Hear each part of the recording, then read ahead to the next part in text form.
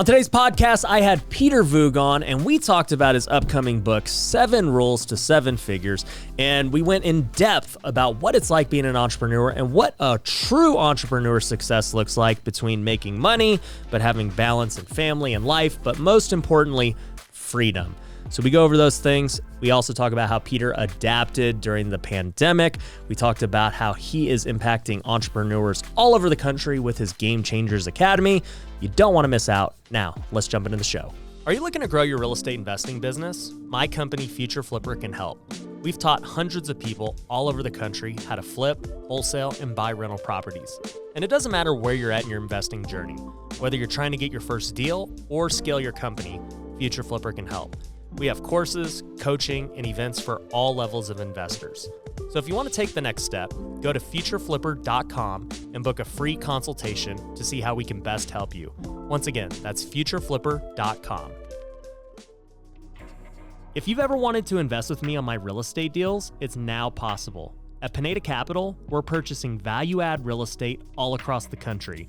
This includes multifamily, commercial, and land development.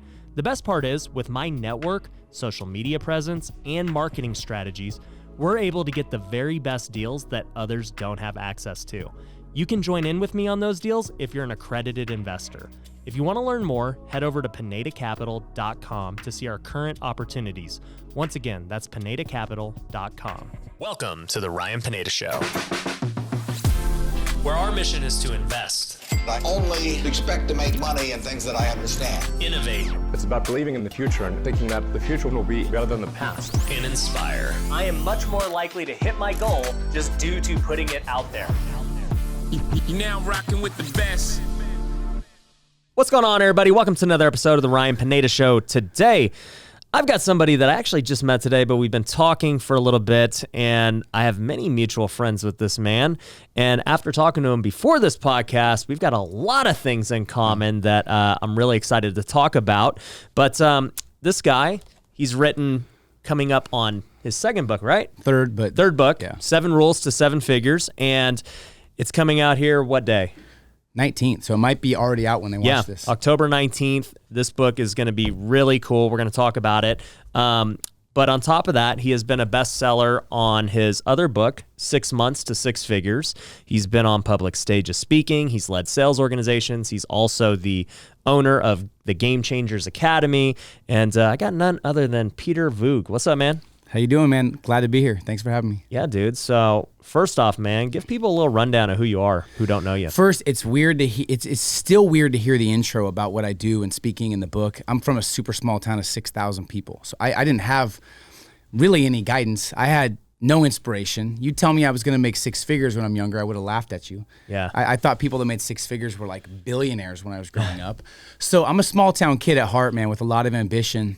I'm a family man first, a husband first, a dad first, and a businessman second. But my story is really a lot of trials, tribulations, a lot of failures. I started an eBay business when I was 15, started hiring friends, started making good money in high school.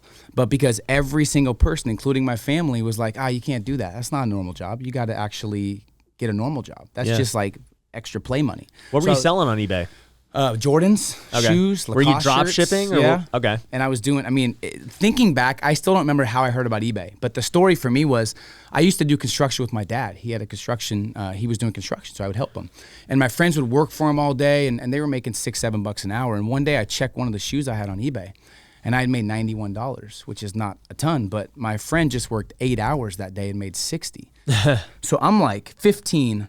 How did I just make $90 in 5 minutes? And my friend just worked his butt off for 8 hours and made 60. So I was like, something's going on here. I want to be an entrepreneur. But it got beat out of me because of my society where I was. It's like, that's not normal. You have to get a normal job. So I got a normal job valeting cars. Of course, hated it. Quit after 3 months. And finally found sales when I was 20, 21, and worked my way up. Loved sales, loved the ability to be able to create my income based on what I wanted, not based on what someone else wanted.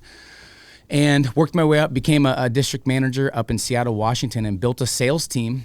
First year, I was struggling, stressed, frustrated. I dropped out of my business school senior year and built a sales team from then on, just shifted my perspective. And that's where I went from broke to 6 figures by really investing in myself, finding the right mentors, and was able to build my sales team from 0 to $1 million, the quickest the company had ever seen. Then I built it over $10 million. Went from broke to making 300 or 400K at 23, 24 years old. Didn't know what to do with the money. My parents have been in real estate, so finally realized I should start investing some of this. Invested some in real estate at 24, 25. Did that for a couple of years. Loved building a culture. Loved the ability to kind of create a sales team and ability to inspire and help people. But one day in my office, I was inspiring. We didn't really have too much social media then, but I was running a key staff meeting with like 20, 30 people, and I was like, I need to reach more people. So that's when I stopped doing that, became a full-time entrepreneur, wrote the book 6 Months to Six Figures. That blew up. Wait, so you just quit that company? Quit the company. That was making you $300,000-$400,000 grand a year. And you were like, I'm writing a book. And I was working 20 hours a week because I had everything delegated. So I'm making $385 a year. Why not just write the book while, you're not working that much? Why did you have to quit? I don't know. It was a mission. I don't know. It's something inside me was like, there's still a cap. I need to do my own thing. It's not something I can really explain. I felt like my magnitude of mission was just growing. I did do part of it, was writing it while I was transitioning out, but I wanted to be full-time entrepreneur. And I didn't write the book 6 Months to Six Figures thinking I have these 6 steps I'm going to share. It was after I did it that I realized like, wow, I actually have a process that I help people create 6 figures in sales, and I need to get this out there. I was losing sleep. I wanted to write a book to help people because I realized I couldn't impact people while I was sleeping, and I wanted it to be out there. Wasn't an author, never wrote a book, didn't know how to write, just figured it out, and now it's at almost over 800,000 copies, so it's crazy. That's crazy. And that's where I got all my speaking booked from, so a book really can change your life. I had already gotten results, so I recommend people get results before they write a book, because these days, a lot of people write books without getting results. Right. But that book blew me up. We started the Game Changers Academy because I had a passion for connecting entrepreneurs to other entrepreneurs. And I had a unique ability to connect with anybody in the industry and bring them to help the young entrepreneurs. That blew up, and I continue just to impact and inspire, man. So I went through a lot of challenges and failures, but now my number one focus is to help people kind of build a life on their terms, where they have the ability to have freedom, have an actual lifestyle they're proud of. Because I have a lot of friends that I've connected with that are making so much money. I talked to someone last week making $65 million a month. A month, not a year, a month. Yeah. But they have no freedom. Stressed out, anxiety, frustrated, 1,000 employees. It's like, I don't want that lifestyle. Yeah. And I just see that too much. So my obsession has been helping people kind of build a business that allows them to have some freedom.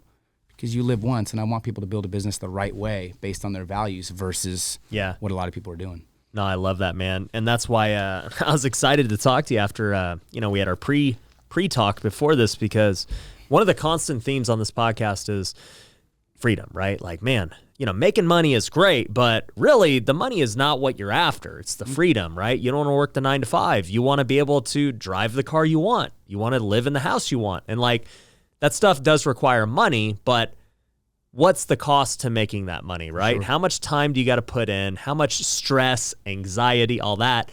And if you can figure out how to have, say, all the things you want as far as, the vacations, the time, even the material things, right? Mm-hmm. If you can get all that while working the least amount of time, and even while you work, if you do what you love, like that's the ultimate winning recipe for yourself. And then, if your job allows you to help a bunch of people as well, then you're killing it. And that's what I feel like social media does, is like, dude, it can make me money. I can work on my time. I can impact a ton of people. I make more than enough that I have everything I've ever wanted. Like, it's great. And I feel like that's kind of what your mission is at Game Changers. 100%.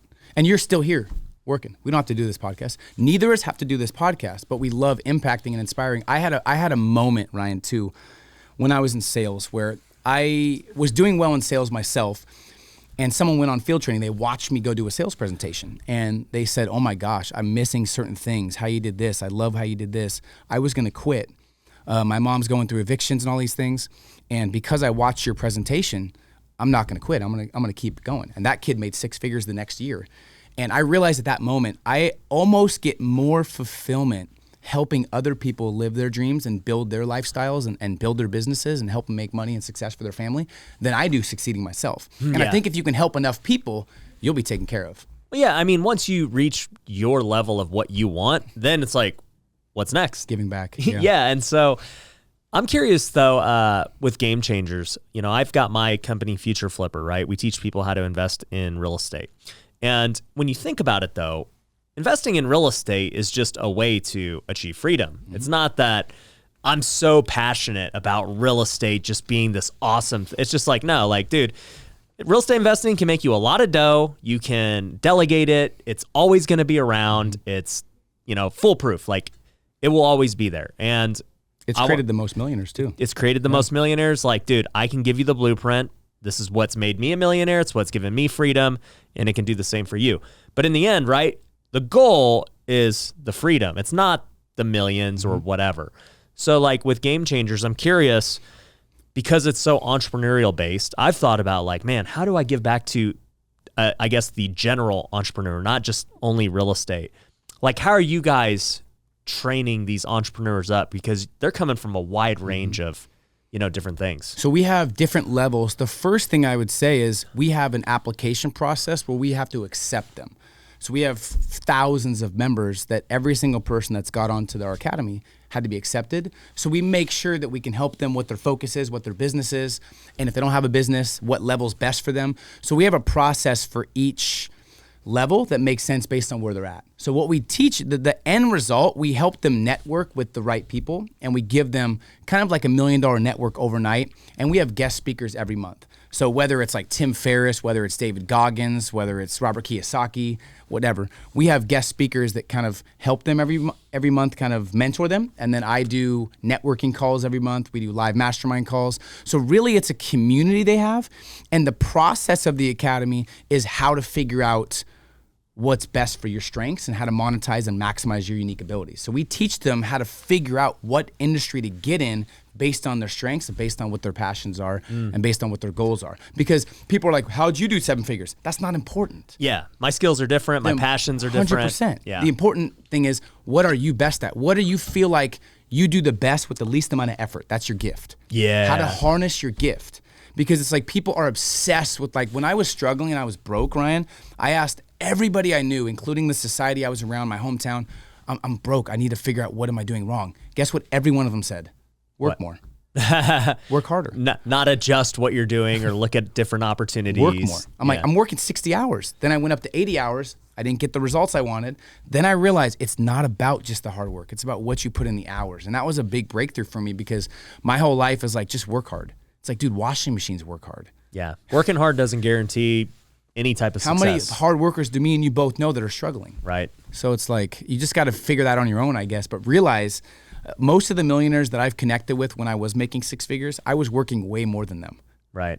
And I'm like, what's going on? He's like, I have a system. I have a foundation. Yeah. I have a team. I duplicate myself. I was like, oh, I need to do that. Yeah. So that's cool that you guys are doing that. What would you say is like the most recommended industries you guys are giving these like newer entrepreneurs? Oh, that's a good question. There's been a lot of e-commerce. There has been a lot of marketing agencies, social media type stuff. Yep. There's been real estate. There's been the coaching industry. A lot of people have written best-selling books. Nice. It just depends on, it's tough to, that'd be a good survey to do with our team. It'd be tough to figure out, is Horace in here? He would know. It'd be tough to figure out exactly, but it's a mix of, everything is online. Yeah. Nothing is offline, which is crazy. Yeah, you guys aren't doing brick and mortar. No, whether it's coaching, whether it's social media marketing, whether it's sales, whether it's direct sales, connecting them with a company. Yeah. Or whether it's them starting their own business. We've helped people become speakers if that's their gift and they're great at speaking. So it's really a variety. Yeah. No, I love that. Everything's online though. Yeah, for me, I would totally recommend the same thing to anyone listening to this. When I got into real estate, real estate is fantastic. I love it. But guess what? It requires a lot of capital, requires a lot of labor, construction, all these things. And, I'll teach you how to do all that. You don't need your own money. You don't need to be the one fixing the houses. Yep. But the business itself is very, difficult when you think about it that way. Whereas I'm in these other businesses now, I'm in the e-commerce space. We are creating drop shipping stores for people now, just like you were doing when you're 15. That business is still going on. Which is crazy. 15 plus years later, and it's bigger than ever now, more e-commerce than ever. So I love that you're pushing people to e-com. The social media marketing agencies, I've talked about that before on YouTube. Like, it's a great opportunity. My team right now, I spend $40,000 a month on my team for social media. You telling me like you couldn't get a career with me some way, somehow, or any other influencer or business person who wants to have influence? Like, the opportunities are endless to do social media for other people if you understand it. The marketing agencies with Facebook ads and all these things, I think that's fantastic. And I just think it's smart for any entrepreneur today to go digital because your reach is unlimited. The risk is significantly lower. Like, it just makes no more sense to even pursue brick and mortar businesses. Especially if you value freedom. Yeah. And like you said, people on your team, I bet you a lot of people on your team showed value first or reached out to you and said, I want to work with you. And you're like, okay, so does everyone else. Show me what you can do. And they showed you. Yep. A lot of people don't realize how easy it is. If you master your craft, if you get good at something that's relevant, if you get good at something that adds value to somebody like you, it's the easiest to get a job ever if you show them what you can do. Yep. People just don't understand that. If you're good enough, the money's going to find you. Yeah. Every single person, almost everyone on my team, reached out to me and showed me what they could do. They said, let me add some value. Let me show you what I could do for your company. Yeah. I'm like, well, everyone says that. We put them through some hoops. They jumped through for 30 days or a month. I'm like, wow, this person's valuable. I'd love to pay you. Yeah. No, I'm with you on that because almost every business I've ever started has been because somebody else showed me value or sparked my interest in it. Sure. So it's like the e-commerce business. I was not looking to do e-com. I didn't want to start one. And all of a sudden, my now partner was like, hey, let me show you some value. Let me create you a store and show you it's legit. And he did. The store made money. I'm like, dang, okay. And But there's nothing he could have said to you.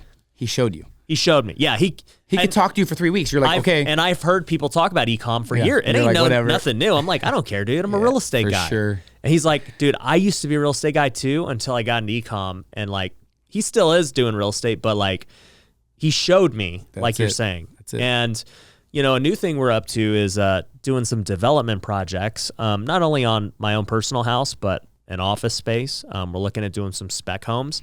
And this wasn't anything that I hadn't heard of before. I've heard of spec home. Obviously, I've sold them.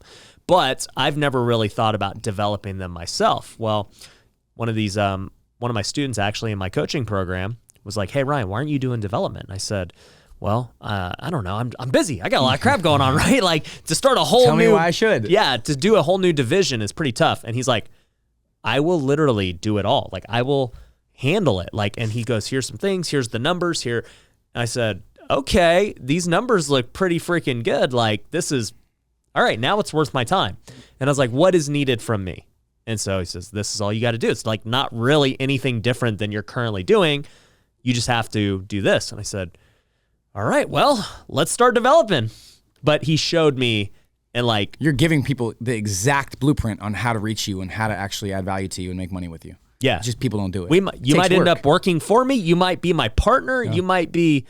Dude, I'm always open to new opportunities. If you could find a way that like makes my life better... You're open-minded. I'm open. Which is why you're so successful. Yeah.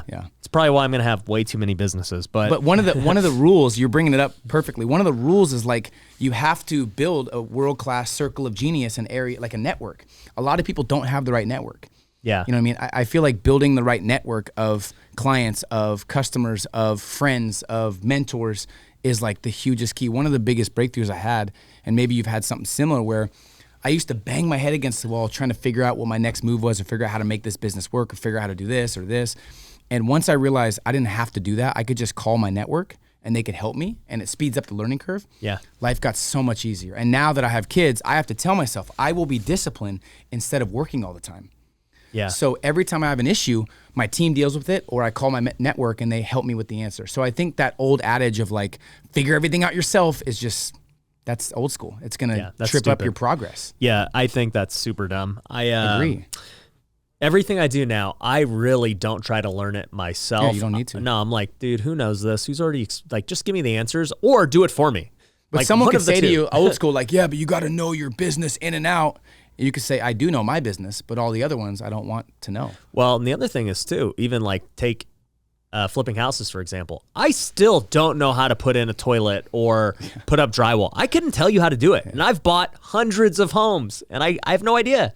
So you don't need to know every aspect of everything. There's no reward in just being this all-knowing, there's reward in like being really good at one thing.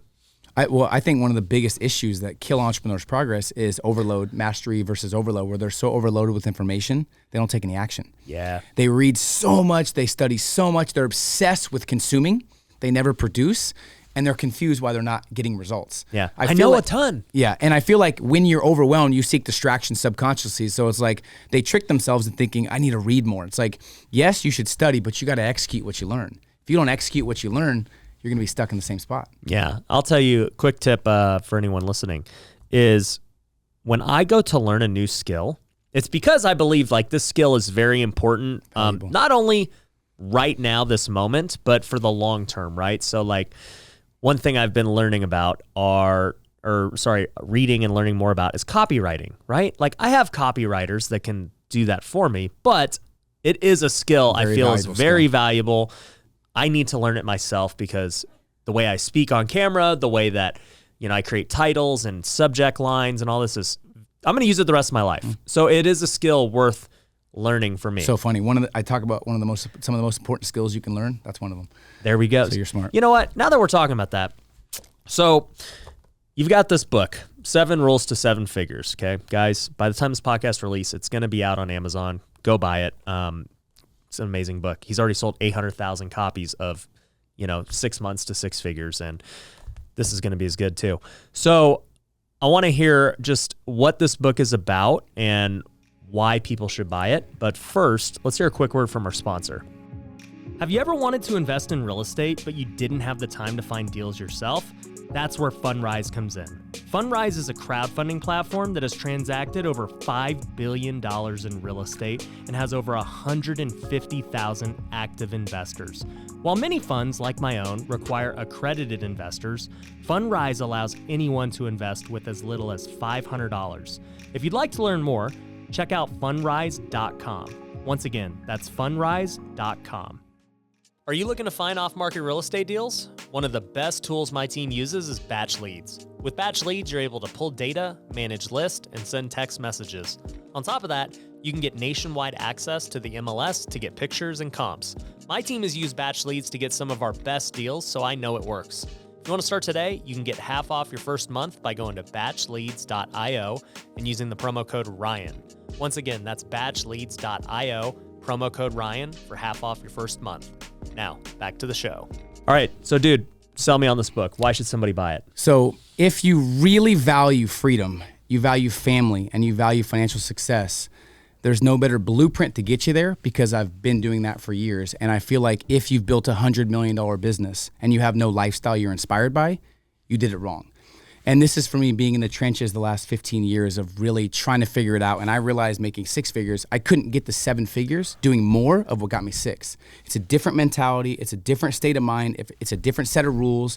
And these based off the last 15 years, based off interviewing 300 or 400 millionaires, based off all of the experiences I've been through, these are the 7 rules that can guarantee and solidify someone a successful business over 7 figures while they have freedom, flexibility, and they keep their values intact.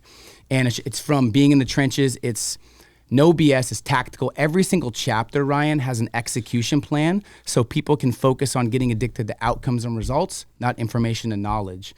And it's something that I feel like is needed at the highest level because there's not a lot of blueprints that help people figure out who they are, what business to start, and then how to monetize that as well, and do it in a way that has freedom and flexibility. Right. That's why I feel like people should get it. If they value freedom over security, if they really want to build a successful business they're proud of, but do it in a way that allows them to flourish and allows them to have some autonomy, I don't think there's a better blueprint out because I've done it and I've taught people how to do it, which is where that came from. I love that, dude. Yeah, I'm with you, man. It's the business without the freedom is just, it's a job. I see it too much. It's a job. It doesn't matter how much money you make. It's not worth it. So this is a step-by-step too, where like if you skip some steps, you might not build the ideal business on your terms. Right. So it's just the steps to actually figure out how to do it. And there's also a 9-to-5 escape plan. Like we talked before we were live, 42 million people quit their job last month. What are they going to do? Yeah. That's crazy. Real estate maybe, but it's like, this is a blueprint. It's like, this is exactly how you have to do it. And one thing I'm obsessed with is the average person spends 91,000 hours in their life working. whatever they do for a living. And 76% of those people hate what they do. They're disengaged and they can't stand going to work. Yeah. So the majority of people walking around in society, 76% hate what they do and don't have passion the majority of their life. Scary. And they just wait till their back's against the wall to grow. It's like, I don't want people to wait till their back's against the wall. Yeah. Take some action now. Yeah. No, it's crazy, dude. So give me a little preview. Like what's one of the rules? Pick one. All right, let's go. Hold on, guys. I'm going to go. I'll tell you the first one because it's important. World-class self-awareness. Okay. What you don't know about yourself controls your life. So I went on a journey 2 years ago. I consumed the least amount of content. I watched one podcast. I had one mentor. I took one course. I consumed the least amount, but I figured myself out at the highest level. So I took the year off from consuming a lot, and I studied who I was, my strengths, my weaknesses, what I wanted, my values. Most successful year of my life, hands down. Best results, most money, most success, most freedom, most family time, most enjoyment, because I knew myself. A lot of people don't know themselves. They're like a mix of everyone's opinions, everyone's expectations. When you truly know yourself, one of the reasons I like connecting with you is you know yourself. I know a lot of influencers that have millions of followers that are out there crushing it. They don't know themselves. And you can tell. Right. And for me, it's like you want to get to the end of your life and not knowing yourself. I think that's the biggest tragedy. So that's why that chapter is like the first chapter. It's like, if you don't know yourself, you're always going to choose the wrong industry. You're going to have that grass is greener mentality, and you're never going to actually build a real business that's based on your strengths and what you want. Yeah. No, I'm with you, man. One of the things that we do at Future Flipper is anytime someone joins my all-star coaching, we give them what's called the predictive index. And the predictive index is a personality test that pretty much just tells you who you are. Strengths, too. And yeah, strengths, weaknesses. It's like, look, we all have strengths and weaknesses. So for me, anytime I hire somebody, I give them that same test because I want to know that they have the personality for this role. Now, look, you can have the wrong personality for a role and still be very successful, but you probably don't enjoy it. You won't like it. You won't like it. Sure. But if you get somebody whose personality is fit for that role, they're going to crush it. They're going to love it. They're going to come to work every day and be hyped. And I give that to our students because I want them to know who they are. Mm-hmm. Because when you're an entrepreneur, you think that, oh, I have to be the CEO, the boss. And it's like, you might not be. Yeah. You know, that takes a very certain type of, personality. You've got to be a leader. You've got to be fearless. You've got to be willing to take risk. The CEO has to have big vision and thick skin, handle criticism. You might be better as a COO type person. You might be behind the scenes, handling the details, managing people.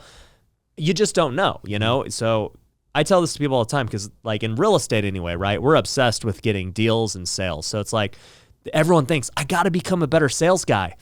And you were in sales. So, there are some people that just no matter how hard they try, they ain't going to be great at it. Like they can become, their personality. It's just not their characteristic. It's and like, they shouldn't take that personal. They should realize they have strengths that other people look at them like, oh my gosh, you're amazing. Yep.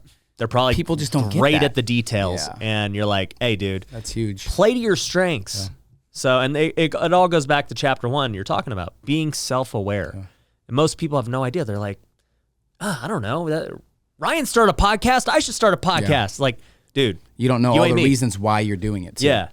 And knowing yourself, look what you're wearing. Yeah. Look what I'm wearing. Yeah, I don't have a suit. I wore a suit for a majority of my life, but there's a story in there about me speaking at Success Live, which is the biggest speaking event in entrepreneurship. There was 3,000 people in the crowd, and I'm the only speaker. I have jeans and a t-shirt on, and I have an organ boy hat on. I seen everything you do. You're wearing a hat, man. What's up with that? I just like my hat. I usually have an organ boy hat, but I wore it yesterday. I can't wear a hat now because my hair has become my brand. I like your hair. I told him, I go, yeah, he has blue hair, and then I come in, it's not blue. I know. I keep changing Quit switching it. I know. So I'm just gonna pick one rule at random, dude, and tell me what this means to you. So I like this one. World-class branding and positioning. I mean, branding is kind of what tells the customer what to buy. Positioning is like why they buy. I think positioning is the most powerful tool you can have in entrepreneurship, how people view you. And the whole purpose of business is creating raving fans. That's the whole purpose. People don't understand that. Right. If you can create raving fans, the more raving fans you have, the more successful your business. And if you can document and leverage those raving fans online so people can see what your company does for them and you know your audience like nobody else, you will thrive in this new economy. And that chapter dives into how to brand and how to position your business where it's unique, it's different, and you are the leading authority. I think the worst thing, tell me if I'm wrong and see what your perspective is on this. The worst thing you can be in this new economy is just another. Yeah. I have people every day. I became a real estate agent. I'm like, so did everyone else.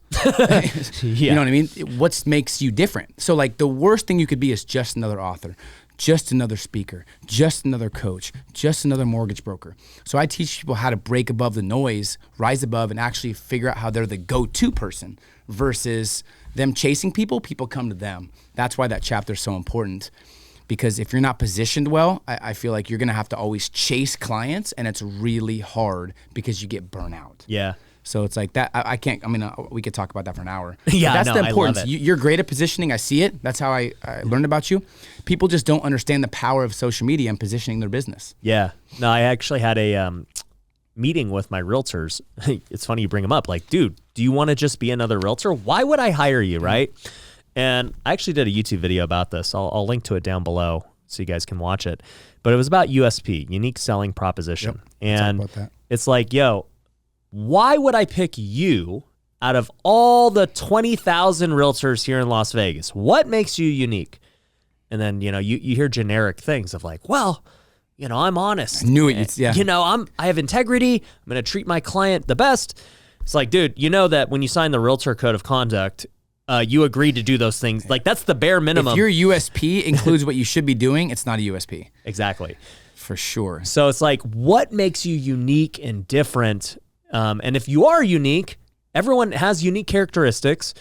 Like, let it be known with your branding and your positioning. So people know, oh, guess what?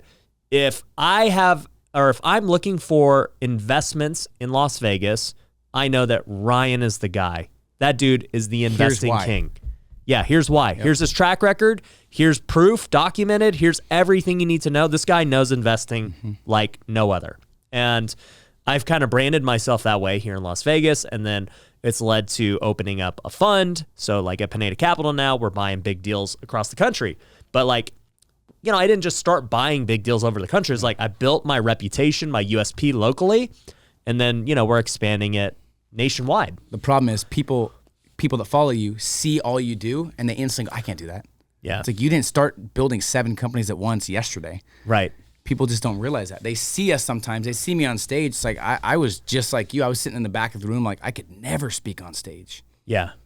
And it just slowly, you continue to progress. You continue to invest in yourself, continue to build and go through failures, and here you are. Well, one thing I want to tell people too, who, and by the way, if you're still listening, make sure you, go hit the subscribe button or hit the like button. Better still be listening. Yeah. Hit that like button. We need some more subscribers and stuff. But one thing I'll say is I constantly have underestimated my own capabilities. So I want you guys to know, like you said, you never thought you were going to make 6 figures, right? You grew up in a small town and you're like, dude, if I made 6 figures, this would be nuts. Yeah. I was the same way. Like I was saying, dude, when I first started flipping couches as part of my story, it was the first time I ever made significant money. And I did not make 6 figures for the first time in my life until I was 27. And wow. I just was like, dude, I cannot believe I made 6 figures. This is crazy.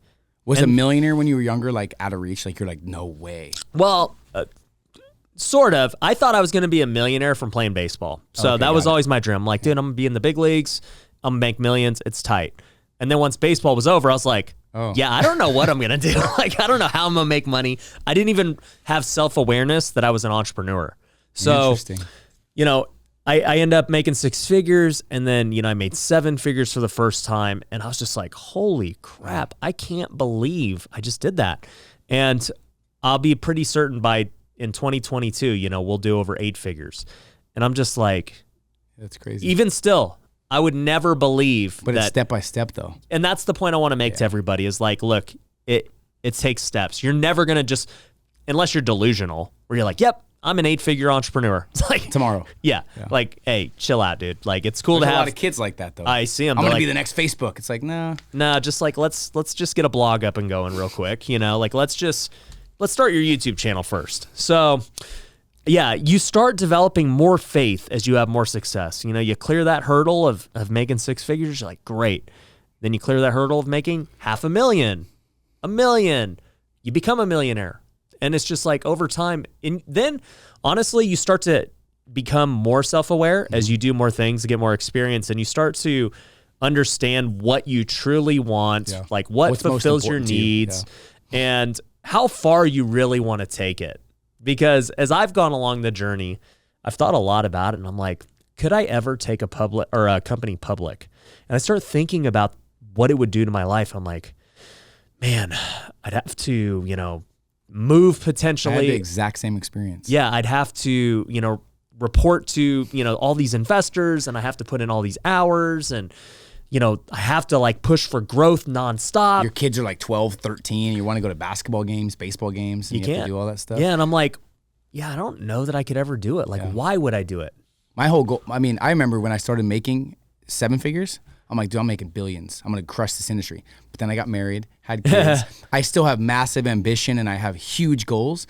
But if I don't become a billionaire, I'm like, I don't want to make that sacrifice because family and flexibility and freedom is important. Some young kids are like, oh, you don't want to be a billionaire? Oh, it's like, no. I just know myself and I know I have a path of that. And I feel like it takes a lot of sacrifice. Right. You have to know what you want and then be willing to give up to get what you want. A lot of people aren't willing to give up to get what they want. Right.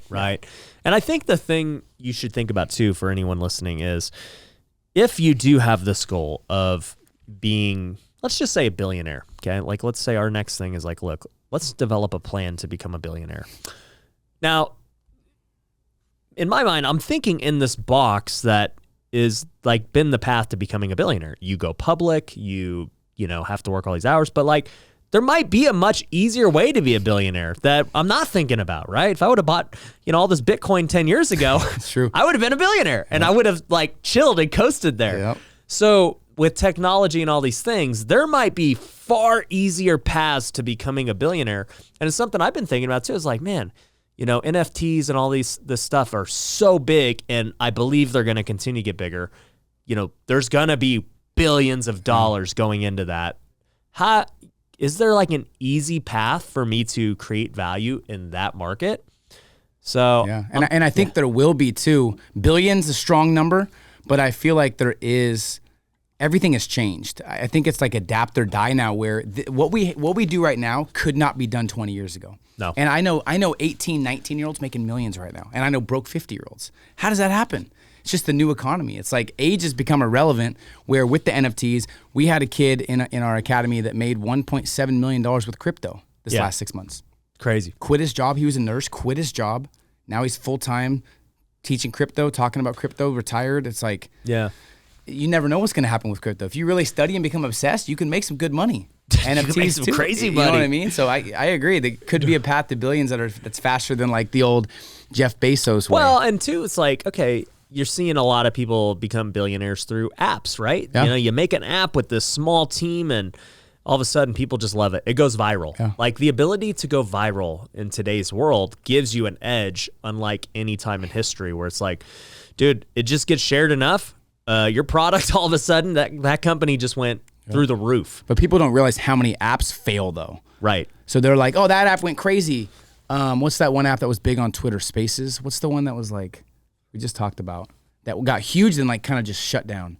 Spaces is kind of like their Clubhouse. Clubhouse, that's what it was. Yeah, Clubhouse. Clubhouse went crazy, and then I don't know where is it still going? I never liked Clubhouse to begin with. I said that a million times. It went times. crazy, then it just died. So it's like there's so many apps that go crazy, Vine and stuff, and it just dies. Right. So it's like, but then there's a lot of failed ones no one knows about. So it's tricky with that industry. But if you hit right, I've seen people make 500 million to $1 billion. Yeah. Well, and two, I was reading the book on Instagram and just the story of how it started, and the app that is now Instagram was called Bourbon.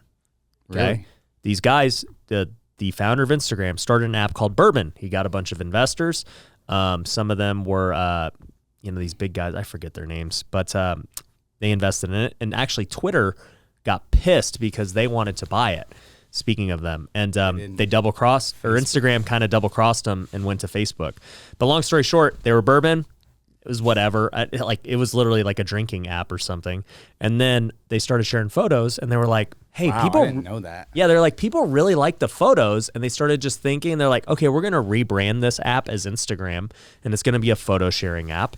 And then boom, like starts getting traction. People love sharing photos, and then they really did not want to do video because they were like, we're only photo. They reluctantly did video as they saw the world changing. And now I recently saw Instagram say, we're not a photo app. Like, we are all in on Reels, IGTV, stories. Like, we want video. So it goes to show that what you start today could end up evolving into something totally different as this world evolves, man. You almost have to be adaptive and pivot. You have to. Yeah. And I'm seeing that now more than ever with all these, just the way tech and social media and these companies are moving at such a high rate. You cannot be slow to pivot. No, you'll be left behind. It really is an adapt or die economy. It's like scary how many people just don't pivot and they're done. Yeah. Like right when the pandemic hit in last March, I reached out to like 15 of the most successful people I knew. Kiyosaki, Bedros Keuilian, Patrick Bet-David, Ryan Blair, just these killers in business. And I talked to all of them about the pandemic. I wanted to create something for my audience, like how can we get people through this? And all of them had already pivoted. Yeah, they're already moving. They weren't like, we're thinking, we're having meetings. We already pivoted. Right. So that tells you 99% of the business world, right when the pandemic hit, didn't pivot yet. Right. But I talked to these elite performers. They already pivoted. Yeah. I mean, my pivot was I started a YouTube channel, a TikTok, and it was a good pivot. Yeah.